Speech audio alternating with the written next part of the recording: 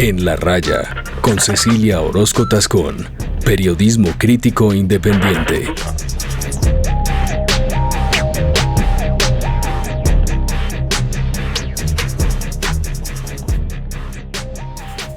Hola, soy Cecilia Orozco. Bienvenidos al podcast de la revista Raya. Hoy estoy con uno de los investigadores sociales más importantes del país, el doctor Francisco Gutiérrez Anín.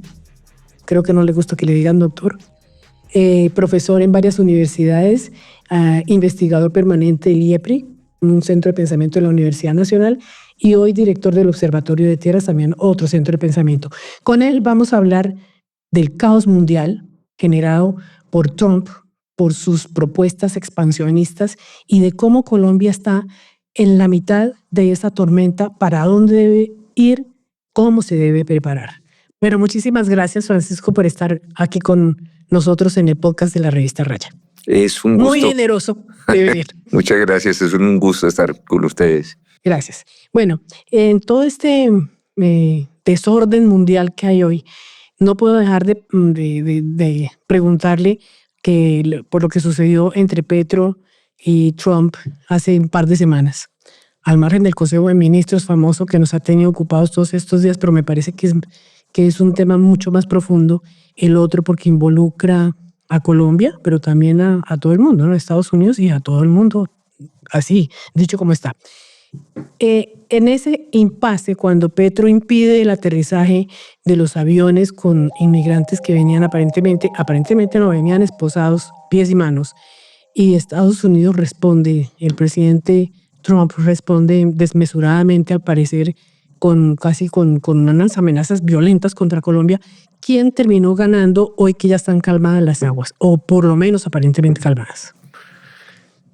Yo creo, primero un saludo a todo el mundo, etcétera. Yo creo que Colombia está en una situación muy difícil. Yo creo que tenemos que pensar más como en el panorama grande que en la cuestión chiquita. A mí lo que me deprimió fue que algunos formadores de opinión y medios se refocilaran en la supuesta derrota de Petro, que entre otras cosas muchos comentaristas de Estados Unidos e incluso economistas y analistas como Larry Summers dijeron, no, ganó fue Petro. Pero independientemente de eso, yo creo que Colombia tiene que pensar muy seriamente las distintas fuerzas políticas. Aquí no me estoy refiriendo a una sola fuerza política. ¿Cuál es el papel del país y el interés nacional del país en un mundo que cambió? Y lo que vemos es a muchos comentaristas y a muchos formadores de opinión repitiendo mecánicamente un discurso y una retórica de un mundo que ya no existe. Sí, y entonces en esa retórica, digamos, el gringo siempre tiene la razón y somos la banana republic. Realmente cuando uno ve lo que está pasando en Estados Unidos, las extravagancias, digamos, del mundo político y de las transformaciones de Estados Unidos, que no se deben solo a Trump, que se deben a un cambio en gran escala en el orden mundial. Si uno se fija en eso, empieza a entender que lo que tenemos que hacer es pensar dónde queda Colombia en el panorama mundial. Bien, entonces, para que vamos por partes, porque me parece muy interesante todo lo que usted está diciendo. Por partes, a corto plazo, Colombia está perdiendo frente al imperio, digamos, pero no estoy hablando de perdiendo en términos de imagen y eso, sino perdiendo posicionamiento, perdiendo posibilidades de negocios, de comercio. Los colombianos del común se van a ver afectados a corto y a largo plazo. A corto plazo están pasando cosas en Estados Unidos sobre las que no tenemos la menor injerencia. Y como Colombia es un país que tiene unas relaciones muy íntimas con Estados Unidos, como las tiene con Venezuela y con España, también demográficas, no sino pensar, por ejemplo, el papel de las remesas en la vida de los sectores populares en muchas regiones en este país. Yo no sé, no alcancé a corroborar cuánta gente tenemos en Estados Unidos, pero es una diáspora gigantesca. Sí. Y no hablemos ya de las exportaciones, etcétera. Entonces yo creo que el gobierno hace muy bien en preocuparse por los intereses de los colombianos, pero nosotros tenemos que entender que van a pasar cosas en Estados Unidos que no dependen de nosotros, ¿sí?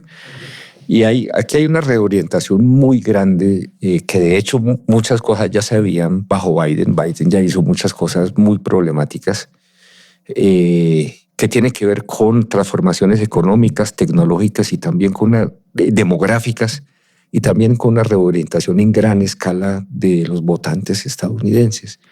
Entonces la política de Trump básicamente es, y verdad, hay que entenderlo, ¿no? Digamos, dentro de las locuras Sí. ¿sí? Vistosas, debajo hay una lógica que es precisamente, digamos, una reorientación hacia defender en el sentido más estrecho posible los intereses de Estados Unidos. Eso implica expansionismo, implica intervencionismo. Aislacionismo también. No aislacionismo, otro tipo de intervención. Otro tipo de intervención. Entonces, lo que ha dicho Trump de manera terminante es que va a acabar con el state building. Esto aquí lo cito literalmente. No más state building. ¿Sí? Eso es botar plata a la basura. USAID es botar plata a la basura. ¿Sí? Asistencia. Digamos, todas las herramientas de lo que los internacionalistas, que es un término un poquito de cóctel, pero bueno, llamaban poder blando, ¿no? Sí. Todo ese poder blando se va a ir al diablo. Lo que a Estados Unidos en este momento le interesa es ampliar esferas de influencia, seguramente algunas posesiones, retomar algunas posesiones. Está Panamá, algunas nuevas que, digamos, se le ocurrieron, pero que no son casuales. Groenlandia. Panamá ha sugerido el Anschluss canadiense, comerse a Canadá, ni más ni menos. Sí. Y por otra parte, una reorientación con respecto de Europa y de Asia para, digamos, golpear mucho a China. En América Latina el problema es volver a la vieja lógica colonial y subordinar a América Latina. Por eso, pero en ese intento, que es legítimo, puede ser legítimo para los norteamericanos, los estadounidenses en concreto, es decir, no botar, entre comillas, plata en asistencia extranjera, en cambio que todos sus impuestos reviertan en beneficio propio, parece lógico. Trump está agrediendo al mundo entero, casi, está agrediendo, y entonces de cualquier manera va a tener una respuesta externa que puede ser de odio de nuevo hacia los gringos, por ejemplo, de acercamiento. Escuchaba hace poco que hay acercamientos. China no es tonta, entonces está aprovechando para empezar a acercarse a los países latinoamericanos y decirles lo que Estados Unidos le quite, yo se los voy a dar. Y nosotros los tenemos que montar en esa ola. Parece que que nos estamos montando, pero vamos como a cosas un poco más puntuales. La imagen de Petro, con esa osadía que él cometió de enfrentarse con el gran gigante. En Estados Unidos hubo una reacción totalmente contraria, como usted lo sugirió ahora, entre lo que pasó en el exterior con la imagen y figura de Petro y lo que pasó en el interior, aquí. Entonces, primero, miremos lo que pasó en el exterior. Lo que usted ha visto, leído y analizado, ¿cómo le fue al presidente colombiano en ese momento? Lo que pasa es que fue un detalle dentro de un gran mapa global de reorganización del orden mundial, sí, porque justo, y es, digamos, uno, perdone ser tan directo, pero la ridiculez de ciertos analistas colombianos que decían que era por las malas maneras de Petro. Sí. Cuando Trudeau, que mejor dicho, yo creo que alguien más moderado es difícil encontrar. Trudeau, Sheinbaum, el panameño, los daneses, todos estaban bajo amenaza y todos estaban viendo cómo responder. Y verdad que, digamos, en el caso colombiano se necesitaba una respuesta. Yo creo que esa respuesta fue un poco desorganizada, ¿no? Creo que, y de pronto volvemos a eso, yo creo que se necesita mucho más orden y mucha más sistematicidad en la respuesta. Pero era absolutamente necesaria porque Colombia tiene cientos de miles de ciudadanos a los que Trump, es que no hay que olvidarse, Trump está diciendo que todos son unos criminales. Sí, con una estigmatización absolutamente brutal. Sí. Entonces, digamos, en el exterior fue un detalle, pero que se vio con mucha simpatía por mucha gente. Yo vi comentarios admirativos. Incluso. Admirativos, sí.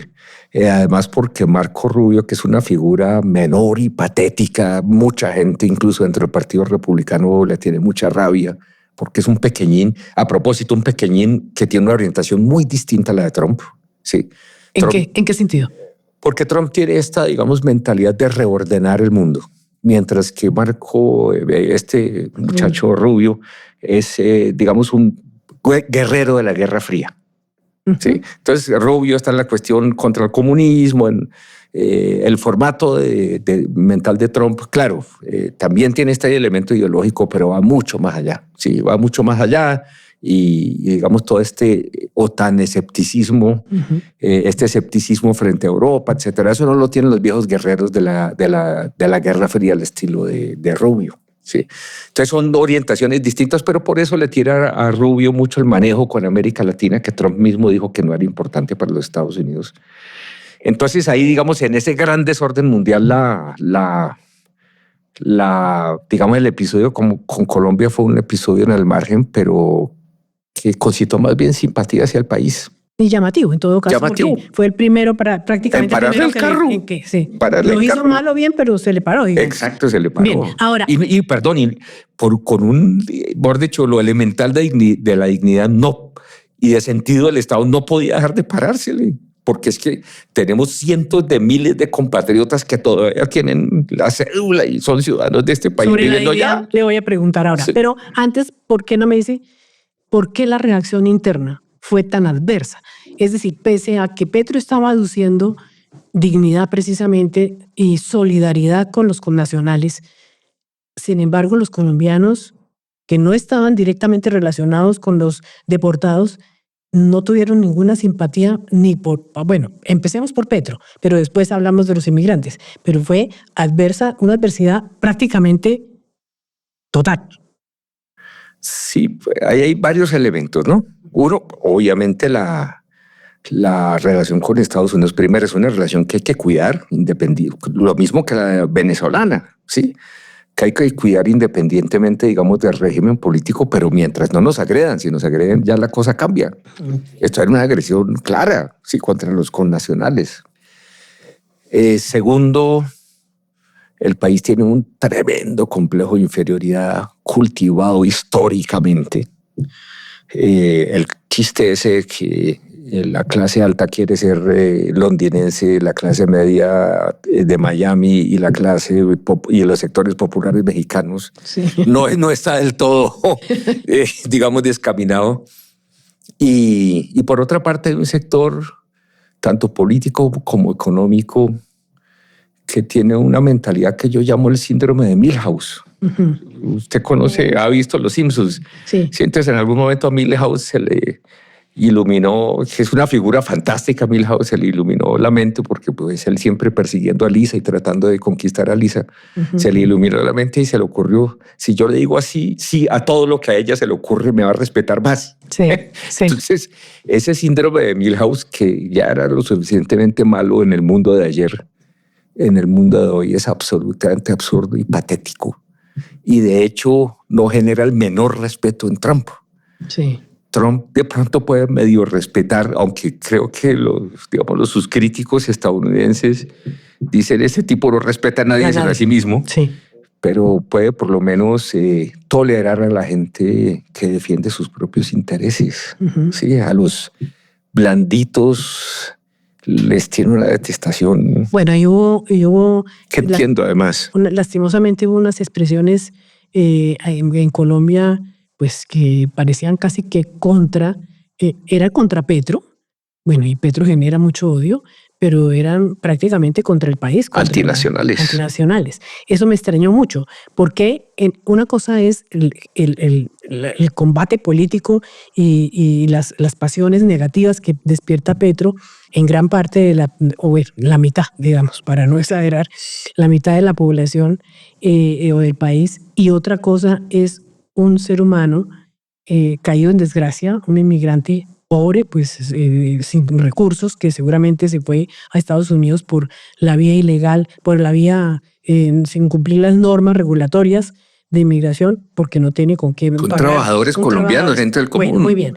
¿Por qué tampoco estos inmigrantes, estas personas que son colombianas, que son nuestros connacionales, que viven seguramente... No vivirán algunos muy cerca de otros, pero bueno, somos de las mismas ciudades y de los mismos pueblos. ¿Por qué no despertaron tampoco solidaridad? No, es que es una cosa absolutamente terrible, porque además, y de hecho hay sociólogos de Estados Unidos que se han dado la pela de hacer estudios y muestran que las tasas, por ejemplo, de criminalidad de la inmigración en Estados Unidos son mucho más bajas que las de la población, digamos, ya establecida. Es decir, de lejos es gente bastante sana, simplemente son trabajadores que fueron a obtener oportunidades en una economía en donde las había. Yo creo que eso también se está agotando, eso es parte del gran problema. Y entonces pues mandan sus remesas, etcétera, y de eso viven varias. O sea, esa es una red, la red de la falta de seguridad social y de redes de protección que no ha construido ni las élites ni el Estado colombiano. Buena parte de eso estaba sufragado por las remesas. Es decir, que eso también va, aparte de la solidaridad, hay una simple reflexión estratégica que a estos burros no se les ocurre. Entonces, ahí tenemos un problemón, pero yo creo que en Colombia, por muchas razones, esos enunciados antinacionales digamos, son viables. Sí, han ido floreciendo, digamos. Pero yo creo que generalizándose. Yo creo que de vieja data, y creo que hay muchas fuentes, digamos, que inciden en eso, y eso merece una reflexión en gran escala. Me interesa mucho ese tema, pero antes quisiera preguntarle si, a propósito de lo que usted está diciendo de los migrantes y de los deportados, en el derecho internacional humanitario hay una calificación como criminales para las personas que no cumplen con las regulaciones migratorias de los países y que ingresan de manera sin cumplir las normas. ¿Se pueden llamar criminales o se les puede decir ilegales o son irregulares o cómo se deben tratar? Pues técnica, obviamente, yo no soy abogado ni pretendo serlo. Claramente son ilegales y claramente los Estados Unidos tienen el derecho legal de deportarlos. Sí. Pero hay que aclarar, por una parte, que la economía de Estados Unidos se ha beneficiado mucho de la presencia de esos inmigrantes, que, le repito, varios estudios coinciden en eso.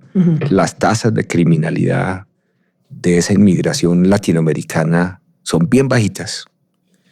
Y finalmente que, digamos, esa criminalización de los migrantes hace parte de una criminalización global de los sectores populares en la que nosotros no tenemos por qué meternos, ¿sí? O sea, es la misma criminalización de los productores de coca, etcétera, etcétera. Es decir, gente que está buscando opciones de vida en una economía cada vez más desigual que se cierra. Y ahí, aparte de la calificación legal, nosotros lo que tenemos que preguntarnos es cómo lograr que los ciudadanos de este país quepan en este país. Sí, porque finalmente... Todos. Claro, todos. Imagínense que esas... Sí, porque en Colombia pues se hizo un gran escándalo sobre la diáspora venezolana y obviamente eso es un tema sin resolver y muestra que... Bueno, pero nosotros también ocupamos... Eso es lo que le iba a decir, sí. O sea, a Venezuela. Sí, obviamente eso muestra muchos problemas del régimen venezolano. Ahora miremos Colombia. O sea, Colombia es un país que generó una migración masiva debido a su brutalidad, a su implacabilidad y a su desigualdad. Sí, y entonces tenemos que preguntarnos cómo podemos hacer para vivir juntos, porque muchos espacios que antes parecían abiertos se están cerrando y van a seguir cerrándose. Volviéndose a cerrar, porque tuvimos gran esperanza con el proceso de paz del 2016 de que iba a haber una apertura democrática de permitir que el otro piense distinto sin necesidad de asesinarlo ni de expulsarlo. Sí. Pero no está sucediendo así aparentemente. Pero volviendo a nuestro tema, me parece una cosa es la reacción del colombiano del común que no tiene mucha formación cultural ni mucha formación política sobre todo. Otra cosa son las élites y las élites políticas que han vivido precisamente de este país y han aprovechado el Estado en muchas formas.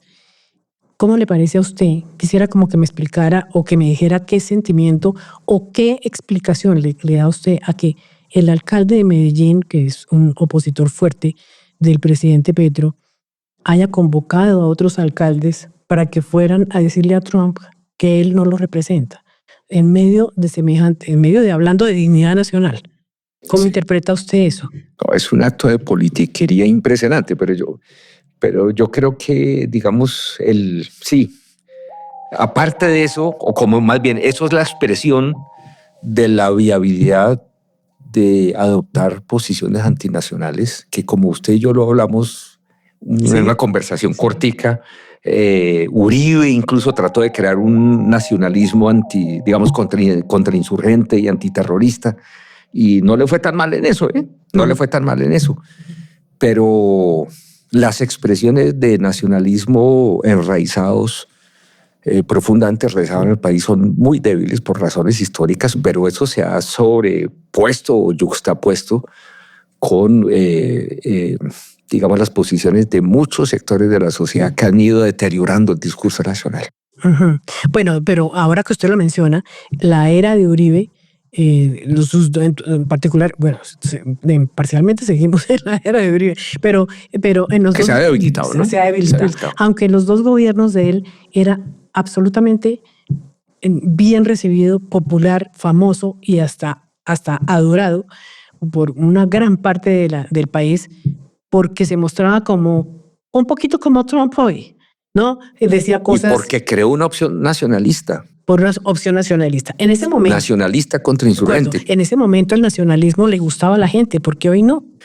Porque lo que pasa es que los sectores de oposición, es decir, digamos, uno puede, siendo bien esquemáticos, obviamente esto amerita, pero Colombia tiene como 3 o 4 vetas antinacionales de larga duración, ¿sí? Sí. Entonces, por una parte, unas élites que viven temerosas de su propio pueblo, entre otras cosas, por la desigualdad tan brutal, y que ven en los Estados Unidos una protección, entre otras cosas, esos medio objetivos y con financiación masiva, etcétera, para mantener a la gente a raya, ¿sí?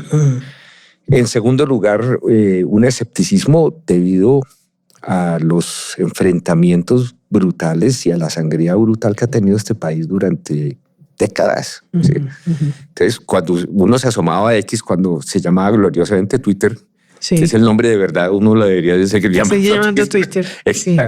Y cuando uno se asomaba ahí, uno veía expresiones como este platanal, y eran muy bien recibidas. ¿Sí? Este moridero, el platanal, la cosa. De hecho, hay un programa fabuloso, creo que lo dirige Martín de Francisco, yo no soy muy mediático, que llamaba El Siguiente Programa, y mostraba la ridiculez de la colombianada. Ese era Así el es, dicho. Sí. Entonces hay toda una cultura popular de escepticismo. Una tercera veta muy fuerte es que cuando el país se democratizó, digamos, a través de la Constitución del 91, se democratizó de la mano de élites globalistas liberales que sumaban, digamos, tecnocracias que sumaban el liberalismo económico, el liberalismo político y el liberalismo social, ¿sí? Las tres, pero desde una perspectiva globalista. Y entonces, con todo lo sofisticado, hay un libro que hecho de hecho por un conservador, pero que me hizo reír mucho y me parece fantástico, que se llama Bobos en el Paraíso. Bobos por bourgeois y bohemian. Sí. Son las siglas en inglés. Entonces, Bobos en el Paraíso, de David Brooks, creo que se llama el autor. En donde muestra, digamos, cómo se formó la mentalidad de esas élites globalistas, y en cierta forma ese multiculturalismo liberal que se fue cocinando en el país permitió muchas cosas, permitió la defensa de muchos derechos, muchos avances sociales, pero a la vez, en ese contexto, la palabra nacionalismo era una expresión... Se fue desfigurando. No, era prohibida, era un anatema, porque era el viejo país. O sea, cuando César Gaviria, sí, que ahora... El neoliberalismo de César Gaviria, claro, sí. Y que obviamente era muy distinto del liberalismo de los derechos y del liberalismo político, sí, digamos, de esa liberalización. Pero sin embargo estaban conectados, eran distintos, pero estaban conectados. Y entonces esa mentalidad, digamos, de que la política era criminal, que había que insular y proteger a ciertas decisiones trascendentales como el Banco Central, espacios de decisión como el Banco Central, como la Corte Constitucional, etcétera, del mundo de la política y del mundo muchas veces feo y que se estigmatizaba como corrupto de las grandes organizaciones y de las grandes estructuras. Ese liberalismo, para ese liberalismo, digamos, globalista, la palabra nacionalismo y la expresión nacionalismo era prohibida. Y de hecho, yo me acuerdo que, perdón por recordarlo, aquí no lo hago por mala sangre ni nada, pero tuve en 1000 debates con colegas que me decían que el nacionalismo estaba muerto. Y yo les decía que era una fantasía grotesca, incluso en Colombia, que un gran economista del desarrollo que es Dani Rodríguez hizo un libro tocando algunos de estos temas y dijo, mire, solamente hay 2 países tomando la encuesta nacional de valores, en donde el nacionalismo parece muy débil, creo que era Malta y Colombia. Sí, entonces, incluso en un país históricamente con un nacionalismo tan débil, es carreta que el nacionalismo era carreta en ese momento y hoy se ve con absoluta evidencia que es carreta que el nacionalismo se iba a marchitar. De hecho, si hay algún fenómeno en el mundo que en este momento esté en auge, es precisamente el nacionalismo. Estamos regresando y en mucho sentido por rebote frente a todas esas, frente a todos esos discursos que simplemente no dieron ni bienestar ni tampoco identidades básicas, porque la idea es que hay otras identidades que valen la pena, ¿no? Otras identidades. Uno puede hablar de otras identidades, pero la identidad nacionalista, eso ya caducó, eso es feo. Entonces, para volver al tema de Uribe, él aludía permanentemente a la patria, la famosa mano en el corazón. Entonces hablaba de patriotismo y a los soldados en las carreteras, el saludo, etcétera, etcétera, etcétera. ¿Eso ya no funcionaría hoy? Y se acuerda ese intento que está haciendo Petro como de recuperar desde otra orilla política e ideológica, de recuperar el amor por la patria, el amor por Colombia, eso está caduco. Yo creo, Cecilia, por estar muy equivocado, la realidad es el peor enemigo del científico social. Eso se lo digo en broma. Bueno, sí. Pero mi impresión... Lo van a matar sus colegas, ¿no? Espero que ya estén acostumbrados a mi sentido del humor.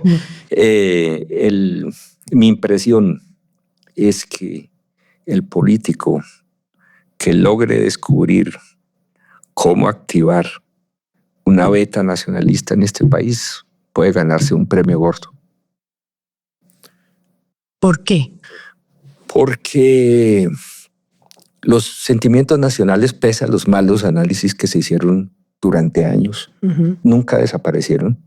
Parte del entusiasmo por Uribe era precisamente eso. Sí que de pronto, sí, porque cuando usted dice su identidad básica, las identidades nacionales son básicas. Claro. ¿Sí? Cuando usted dice... Es como la familiar. Claro, eso iba a decir exactamente. Sí. Es lo primero que le llega a la gente, la familia y la nación. Y cuando la identidad básica es una identidad criminalizada, usted está en una muy mala posición y resulta que llega un político y le dice, no, usted no es un ambón, usted no es un criminal, usted pertenece a una tradición que vale la pena reivindicar. ¿Sí? Digamos, el gran problema es que algunos discursos desde la izquierda trataron de pintar que la tradición colombiana era una sucesión de crímenes y estupideces. ¿Sí? También desde ahí tenemos una debilidad nacionalista, que entonces, digamos... Nos pintamos tan feo que nos terminamos creyendo el cuento de que somos feos, que somos monstruos. Porque es que además era una pintura fea que era sacándonos de la historia. Sí, esto es un episodio de Página Roja, no un problema histórico de procesos que hay que entender, sino de falta de asquerosa corrupción frente a la cual hay que expresar asco moral, pero no hay mucho que entender. Entonces, digamos, esa criminalización de una de las identidades básicas en este país que llegaba como de todas partes, y resulta que llega un político, en el caso de Uribe, que además el tipo era un mago, y yo creo que todavía es un mago de la comunicación, aunque no le veo mucho futuro porque sus crímenes salían a la luz. Sí, así. Y están saliendo, y yo creo que ha salido la punta del iceberg. Sí, totalmente, sí. Pero, digamos, frente a eso, llega alguien y les dice, no, oiga, usted pertenece a una tradición, usted tiene algo de dignidad. Pues claro, siente siente que de pronto esa corriente política le tiene mucho que decir. Entonces, sí se logra, digamos, la corriente o la opción que logre construir una retórica pública creíble en donde esa identidad de nacional recuperación de amor propio, digamos. De recuperación de amor propio, exactamente. Y de la propia dignidad, básicamente. Usted estaba diciendo al principio que que Trump no es el fenómeno, sino es una parte del fenómeno. ¿Hacia dónde va el mundo? Y estamos viviendo como el fin de una era y el comienzo de otra, con síntomas, con graves señales de barbarismo y de imposición del grande sobre el chico y del poderoso sobre el débil. Exacto. O sea, yo veo como 3 grandes fenómenos mundiales superpuestos y que se resumen, los 3 confluyen en la catástrofe del orden mundial liberal. ¿Sí? Entonces, cuando se cayó el socialismo real y digamos, se produjo toda esta transformación y Fukuyama escribió su epitafio famoso de que habíamos llegado al fin de la historia, ¿no? Sí. Y no era una estupidez, lo estigmatizaron como una estupidez, no sí. lo era. Era una observación, de hecho, de largo alcance, obviamente hecha con su sesgo. Sí. Lo que estaba diciendo. Estamos viviendo algo parecido. Solo que recomenzó la historia. Sí. Sí. Sí, el fin de una y el comienzo de otra. Exactamente, sí. Entonces, lo que estaba diciendo... ¿En qué consiste ese nuevo mundo que enfrentamos? Entonces, yo veo 3 fenómenos ahí contrapuestos. Primero, un cambio en gigantesca escala en Estados Unidos, ¿sí? Que describe muy bien un historiador estadounidense de la Universidad de Yale, muy bueno, que es Greg Grandin. Sí, un libro que llama El fin del mito, The End of the Myth. Es un libro muy bueno. Y lo que él muestra es que en el siglo XIX, digamos, los Estados Unidos construyeron su potencia a partir de la expansión incesante de la frontera interna. Sí, y obviamente a costa de los indígenas, a costa, de los pobladores nativos. Entonces fueron expandiendo, sí, porque era un país continental. Entonces van y ahí generaron un crecimiento económico gigantesco, etcétera. Y después, digamos, esa es obviamente aquí caricaturizando, pero esa es la historia del siglo XIX estadounidense. Y la historia del siglo XX es la expansión incesante de la frontera externa, ¿sí? Digamos, convirtiendo a Estados Unidos en la potencia hegemónica y sobre todo después de la Segunda Guerra Mundial, una expansión externa, pero no colonialista, ¿no?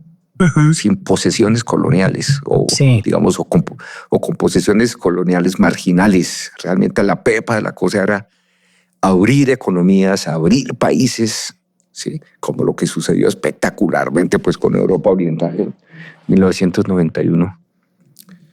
Ya no hay nada por abrir. Entonces, por eso es que dice Grandin, se nos cerró la frontera, se acabó el mito. Y eso explica, él estaba tratando de explicar el primer Trump, sí, el primer gobierno de Trump. Y eso explica que ahora Estados Unidos ya no... Sí, porque durante todo ese movimiento expansivo de la frontera de Estados Unidos hablaba en nombre de un bien común, sí, europeo, occidental, democrático. Por lo menos mundo occidental, sí. Mundo occidental, sí. En donde América Latina ahí tenía una posición ambigua. Sí, eran, digamos, los primos pobres de Occidente. Ahora lo que Trump quiere hacer es hablar en su nombre, ya no, porque no tiene con qué. Y obviamente eso implica también la recuperación de su tradición colonial y de empezar a ocupar directamente cosas que no estaban. Digamos, del asalto. Exactamente. Del asalto, exacto. La segunda cuestión es que, digamos, que aparecieron fuerzas alternativas. Lo que decía Fukuyama es, ya no hay ninguna alternativa a la democracia liberal occidental. Bueno, la hay, y las hay en plural, comenzando por la República Popular China, que no le exige a nadie que se parezca a ella misma, que está creciendo, que tiene, digamos, es una experiencia única cuando uno la ve en detalle en la historia de la humanidad, en términos de cientos de millones de personas saliendo de la pobreza, en términos de avance tecnológico y civilizacional. Realmente es una experiencia fantástica. Y por otra parte, pues hay otros países que predicaban que se hundirían y no se hundieron, como Rusia, etcétera, que están buscando su lugar, digamos, bajo el sol. Y eso explica cosas como los BRICS, ¿no? En donde, digamos, hay una lucha por un mundo realmente multipolar. Sí, y no necesariamente desde la no democracia, ¿no? Porque en los BRICS está Brasil. Pero no va a existir más la democracia como la conocemos o como la concebimos hoy, sino va a ser como un orden imperial, un sometimiento de muchos seres humanos y de muchos países a 2 o 3 grandes imperios. No necesariamente, porque yo creo que la agenda china, la brasileña, es diferente, realmente es diferente. Entonces lo que vamos a ver es una tensión muy grande alrededor de la posibilidad del multipolarismo y alrededor también de la democracia. Porque Putin, Trump, Orbán tienen algo en común y es la combinación de problemas serios con ese multiculturalismo global y con la democracia, digamos, construida en ese multiculturalismo global, y además tienen demandas territoriales, ¿no? Sí. Demandas territoriales serias. Las de Hungría son gigantescas. Las de Rusia ni se diga. Las de Rusia ni se diga, pues las de Trump son desaforadas y que a primera vista parecen un chiste, pero no son un chiste, cuidado. Sí, no, desde luego, porque él tiene el poderío, no solamente económico, sino también militar y bueno, y hasta nuclear. Pero fíjense usted. Perdón, y un último cambio que es realmente un cambio gigantesco en el modelo económico, ¿no? Es decir, cuando desde 1945 hasta el choque petrolero de 73, se vio una época, digamos, en donde usando la jerga, el modelo de acumulación capitalista era de inclusión social y de construcción del modelo de bienestar. Hay un libro fabuloso de un analista francés que llama Los 30 Gloriosos, ¿no? Que es sobre ese periodo. Eso se fue enfriando y ahora estamos parados en un modelo económico, bueno, el gobierno de Trump, que es un gobierno brutal de los billonarios, pero incluso en países en donde... Una oligocracia. Oligarquía, que es lo que dice Bernie Sanders permanentemente y con razón. Pero cuando usted ve incluso en los países, digamos, de Europa continental y el Reino Unido, etcétera, lo que ve es una desigualdad cada vez mayor, etcétera. Las excepciones son algunos países que han desarrollado, digamos, una inclusión social vía el militarismo, ¿no? Como Rusia, que era muy desigual y eso se ha ido morigerando un poco en el contexto de este conflicto armado. Entonces tenemos un modelo económico que no le ofrece opciones a la gente. A millones. Miles de millones de personas. Y entonces la pregunta es ¿hacia dónde vamos? ¿Y por dónde cogemos? ¿Y por dónde cogemos? Bien, pero fíjese usted que Trump, que desde luego, dada la distancia de poderío que estábamos hablando ahora, actúa como loco. Un poco lo que le critican, quiero volver al escenario, para volvernos al escenario nacional, actúa diciendo cualquier cosa que aparentemente se le ocurre, aunque puede estar muy bien pensada para donde, por ejemplo, me voy a recuperar el canal de Panamá, hágame el favor, señores de Canadá, y se anexan a Estados Unidos, quiero Groenlandia, se la compro. O sea, es un poco loco, tiene unas actitudes como repentistas y locas que también le quieren poner ese calificativo a Petro. Pero en el caso de Trump es adorado. En el caso de Petro es odiado. ¿Por qué? Por esas élites colombianas. Sí. ¿Porque no representa a las élites? ¿En tanto Trump sí? Sí, yo creo que la forma de domesticar esas élites sería decirles, listo, estamos de acuerdo, digámosle a Petro que gobierne como Trump. Es una cosa real. Sí, porque, digamos, cuando comenzó Petro, la idea es que iban a defender la democracia y el libre mercado, ¿no? Sí. Pero, y sus capitales también, ¿no? Sus capitales, pero resulta que Trump está, incidiendo sobre los derechos de propiedad masivamente, está destruyendo los pesos y contrapesos de la democracia y por otra parte entrando en una política proteccionista que todos estos economistas pues consideraban absolutamente condenable, pero que ahora no se atreven a abrir la bocota. Que eso demuestra una subordinación y una vez más, él es el espíritu de Milhouse, ¿no? Sí. Es el espíritu de solo que sin la simpatía y la ternura de Milhouse, sino con todo el elemento antipático de la subordinación absoluta. Ahora, uno como ciudadano, como colombiano o como ciudadano de este planeta, ¿cómo puede prepararse para lo que espera? Porque siento, los colombianos estamos llenos de temores y de miedos, además porque la política local se ha centrado en crear odios de lado y lado. El ciudadano común está lleno de temores. El ciudadano del mundo está pasando lo mismo. En Estados Unidos están aterrados. Y en Europa ni hablar. En Europa, pues además con los movimientos que está haciendo Trump, pues obviamente están aterrados en el Medio Oriente, en el Lejano Oriente y hasta en Europa. ¿Qué puede esperar y cómo se puede preparar uno para esta situación política que ya es, al que no le gusta la política, no importa, le tocó? Exacto. Le tocó preocuparse por la política. Sí, yo siempre he dicho, puede ser que yo no me quiera meter con la política, pero la política siempre quiere meterse conmigo. Sí. Entonces, mire, unas recomendaciones que pueden ser muy marginales, etcétera, pero yo creo que una primera cuestión es que se necesita espacios para dejar de pensar en lo chiquito y empezar a pensar en lo grande. Sí, lo chiquito es muy importante. Sí, porque el incendio de hoy, pues, a quien no le llama la atención. Pero necesitamos también espacios para pensar, digamos, en lo grande, precisamente en ese tipo de respuestas. Y yo creo que esos espacios los hemos ido perdiendo un poco, creo que hay que recuperarlos. Esa es una primera cuestión. Una segunda cuestión, yo creo que el Estado colombiano, aquí no estoy hablando del presidente Petro, que dentro de la tormenta, digamos, frente a Estados Unidos, digamos, lo que creo que hay que pensar es cómo afinar, porque creo que la orientación básica de mantener la relación, pero a la vez no dejarse, etcétera, está bien, sí, está bien. Pero digamos, creo que hay 4 cosas vitales que el país debe hacer, ¿sí? Entonces, una primera es realmente escalar la profesionalización de la Cancillería, ¿sí?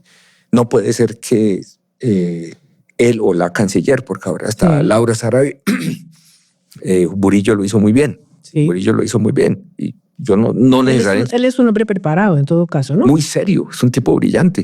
Y tiene preparación académica. Académica, serio. Pero incluso a Sarabia yo no necesariamente le auguro un mal desempeño, veamos. Sí, con todo el mundo yo tengo la misma posición, sea izquierda, derecha, centro. Yo ni siquiera sé cuál será la preferencia de Sarabia. Sí, pero lo ideal serían grandes jugadores del mundo internacional. Así es. En el escenario internacional, en la diplomacia. Exactamente, pero necesitamos escalar la profesionalización de la Cancillería. No puede ser que en Colombia las decisiones se sigan tomando por instrumento, etcétera. ¿Sí? Tercero, obviamente en la relación con Estados Unidos el presidente se debe despegar de Twitter y debemos tener una cuestión muy orientada hacia digamos, desde una perspectiva de recomendaciones profesionales, de respuestas estratégicas. Cuarto, creo que Colombia se debe mover muy rápidamente y muy velozmente, no como un gesto de antipatía o de retaliación, sino simplemente como una forma de ubicarnos en el mundo a relaciones fuertes con los países de los BRICS, en particular con Brasil y China. También creo posible India. China está interesadísima en invertir en América Latina. Eso es fundamental. Quinto, voy a decir una blasfemia y aquí sí me van a quemar, digamos, en la hoguera. En la hoguera, yo creo que Colombia tiene que repensar esa veda petrolera y de gas. El mundo en este momento necesita desesperadamente petróleo y gas. Es un mundo en desorden. Creo que nosotros tenemos una herramienta para jugar. Entiendo todas las reservas frente a eso, pero a la vez Colombia necesita desesperadamente una política productivista y de defensa, porque vamos a ir a un mundo con un alto nivel de incertidumbre. Claro, entre más fortalezas tengamos, mejor. Claro, y entre otras cosas para proteger proyectos políticos razonables. Un proyecto político razonable, progresista, transformador, no se puede proteger en medio del no crecimiento económico. Olvídense de eso, eso no va a pasar. La gente lo rechaza porque la gente está viviendo la precariedad. Imagínese, más aún cuando el chorro de las remesas, etcétera, empieza a desaparecer. Claro. Sí, entonces, y la otra cuestión es que esos equipos profesionales dentro de la Cancillería, etcétera, tienen que empezar a pensar una relación, y obviamente además el debate se tiene que dar también en el mundo político, cultural, etcétera, una relación adulta con los Estados Unidos. Uh-huh. Digamos, Estados Unidos no se va a evaporar, Estados Unidos no se va a acabar. Nosotros no podemos desarrollar ni una política puramente reactiva, infantil, de pura rabia, sí, ni una política de subordinación. Del niño pidiendo... De Milhouse. Sí. ¿Sí? No podemos ser ni el pequeño. Y muchas veces alternamos, ¿no? Sí.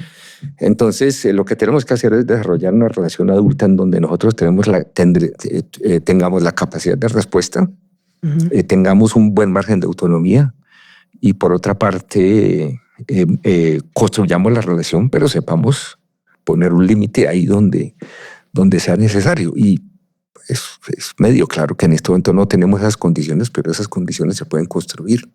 Sí. Claro. Y algunas algunas rápidamente. Algunas se pueden hacer muy rápidamente, pero... exacto. Otras no tanto. Y junto con eso yo creo que hay una discusión sana que es ¿cuál es el interés? ¿Qué significa el interés nacional para los colombianos? Uh-huh. Con ocasión de estas cosas que su merced me está planteando, yo me hacía esa pregunta y decía, no está tan claro. ¿Sí? ¿Qué tenemos en común los colombianos? ¿Sí? Cuando Inglaterra entró en la guerra con Alemania, la Segunda Guerra Mundial, etcétera, uh-huh, yo estuve revisando desde analistas sociales, Churchill, sí, hasta Agatha Christie. Decían es que estamos defendiendo nuestro modo de vida. Uh-huh. Orwell decía eso. Mínimo. Nuestro modo de vida. Sí, nuestro modo de vida. Más chiquito. Sí, los colombianos no tenemos ni siquiera un mínimo denominador común, pareciera. Creo que tenemos que pensar eso y pensar exactamente, digamos, cómo eso encarna en una política exterior fiable y creíble, porque creo que lo que usted me mostró con las preguntas es que efectivamente ese denominador común no está muy ahí. Uh-huh. Muy bien. Muy interesante estas pinceladas que hemos dado de las angustias mundiales y colombianas. Exacto. Muchas gracias. Doctor Francisco, muchas gracias por la invitación. Perfecto. En la Raya con Cecilia Orozco, un podcast de Revista Raya. Cada semana, un nuevo capítulo.